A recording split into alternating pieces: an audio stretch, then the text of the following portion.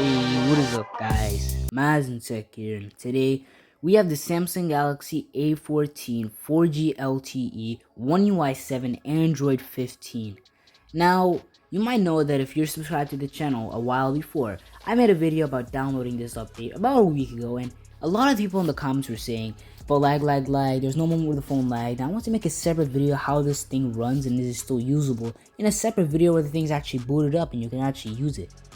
So this phone, the reason why I made the title so big, Samsung Galaxy A14 4G LTE at the start of the video, was because there are two models with this phone, the 5G version, the 4G version. The 5G version is more high-end, much better, just everything, better processor, better camera, better display, because at 90Hz too.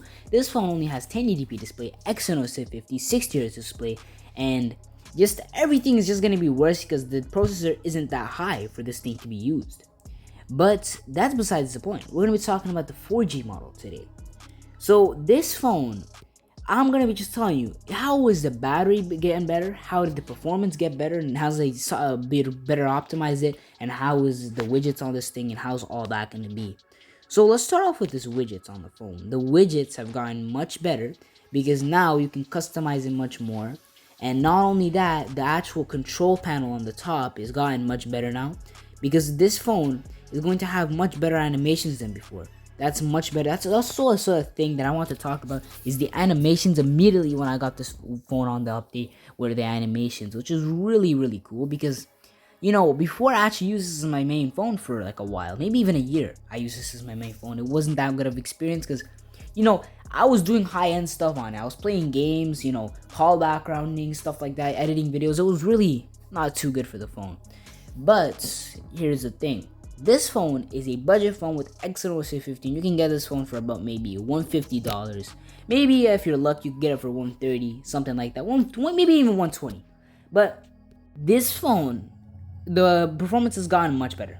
Just gonna put that out there. The performance has gotten better because the phone can actually be more usable. Not saying it's usable, but it's gotten more usable than with the others. Because this phone would just lag like crazy when you first like just turn on the phone and stuff like that. But when I had the phone about a year ago with the Android 14 One UI 6, it was actually pretty laggy when I first just went on the phone to do stuff. But now they've actually improved it much more better. And which that's pretty good because, you know, you don't want a phone that's going to be really laggy for you for that kind of stuff. And I think that, this is just my opinion, the camera has even gotten better. And that's going to be really good because most people would want a better camera. Because this camera, when I'm saying it's bad, this is actually a really good camera when it first launched with this phone, with the price. It was actually pretty good, but the camera's gotten much better. They've gotten the lights better, the low light position better, the aperture and the depth mode have gotten much better. Just everything's just gotten better with the camera. But enough about the camera. The software has gotten much better. Everything about the overall OS experience is going to be pretty good. But now the battery. So battery is not really changed at all. The battery is about the same. And actually this phone has used like pretty good because I'm able to get 2 days with this phone. And I've been using this thing for about maybe a year and a half. And that's really good because now it's still, the battery is good. And I think it's mainly because the phone has a big battery maybe. But I will charge this thing maybe even 3 times a day sometimes. Because I would be using it just all the time. It was just there and there, calls, you know. I'll always be playing games. I sometimes charge this thing maybe 2 to 3 times a day. And the battery's been lasting for 2 days. Because just on normal use, it will last for like 2 days. Because this battery is going to be really good. Because you cannot kill this phone in a day if you're doing normal stuff. Maybe in 2 days, but not in a day.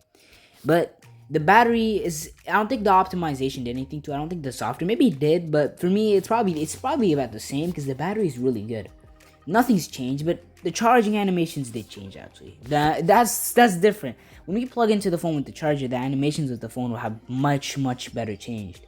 And that's gonna be really good because the phone itself had really bad animations itself. And I'm not saying with this phone, it's not just this phone. There are many other Samsung phones that had bad animations with charging, but they actually proved it now with a much better sound too.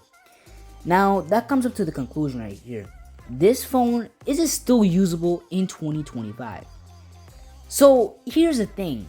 If you're a gamer, a lot of my videos actually say this. If you're a gamer and editing videos and you're doing really high-end stuff on your phone and you expect it to last and to be a better experience, that's not going to be the case for you. In fact, you're going to get a really bad experience with this phone if you do all that stuff. But if you do texting, calling, and you know what, we'll just put web browsing and YouTube, a little bit of that, a little bit of that, you will experience a okay, not great, okay, because this phone can actually lag up even at that.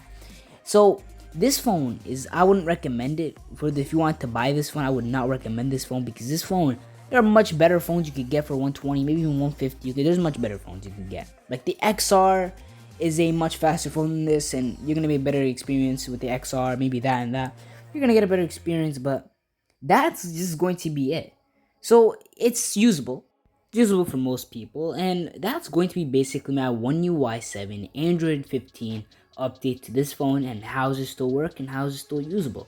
If you guys had the same experience as me, tell me guys in the comments, and tell me if it's gotten better. If you guys enjoyed this video, make sure you guys like, subscribe, and comment. See you guys next one.